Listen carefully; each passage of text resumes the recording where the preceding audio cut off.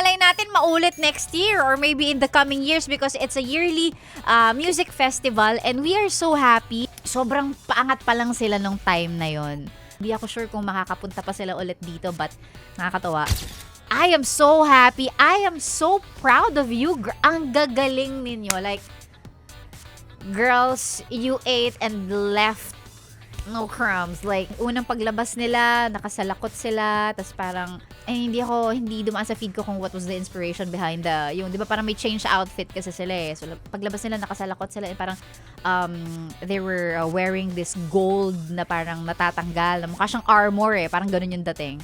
Tapos pagtanggal ng damit, yun yung parang, ang main color was blue and teal, na parang, it's giving summer. Hindi siya mabulaklak eh. It's like, it's color tubig. Kulay dagat. Parang pang summer.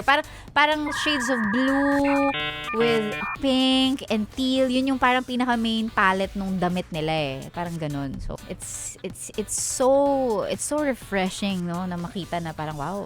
Ang ganda. Ang gandang makita na nasa ganung kalaking stage, international with other foreign artists, ganyan. And ang ganda rin kasi may mga Pilipino sa crowd.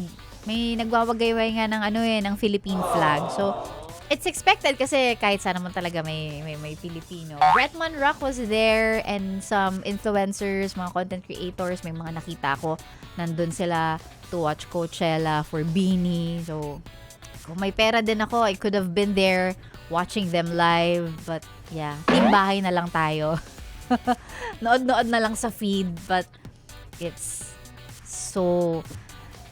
really an Philippines moment. Nakaka-proud ka. So, congratulations, Beanie. Sa Coachella, first ever because malay natin maulit next year or maybe in the coming years because it's a yearly music festival and we are so happy. Tawan-tawa ako dun sa post ng Yes FM na if you don't like me at my, you don't deserve me at my. Kasi nung when Beanie was starting, they've been here. We had interviews with them. Nung pandemic pa yon, I think nakadalawang interview na tayo with them. One was via Zoom and then the other one yung pumunta talaga sila dito ng live. And sobrang paangat pa lang sila nung time na yon. Ngayong sobrang nakaabot na sila ng Coachella, ang sikat na nila. Hindi ako sure kung makakapunta pa sila ulit dito but nakakatawa. Who would have thought, right? So, galing-galing. Galing-galing ninyo. And I'm sure hindi naman nila pinapansin yung mga nonsense na mga negative comments because nandun ka na, hindi mo na yan papansinin.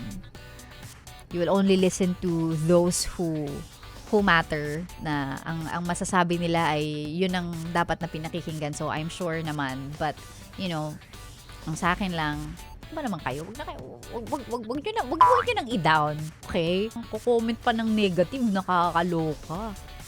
Ano pang ginagawa mo dito, ha? Sinasabi ko na nga ba eh. Solid yes friend ka talaga. Dahil nandito ka na rin lang, sige na, mag-like at mag-comment ka na. Mag-subscribe ka na rin at i-click ang notification bell Para mapasali ka sa mga kalokohan namin. Bawal na bawal mag-no dito, ha? Kasi yes to! Yes!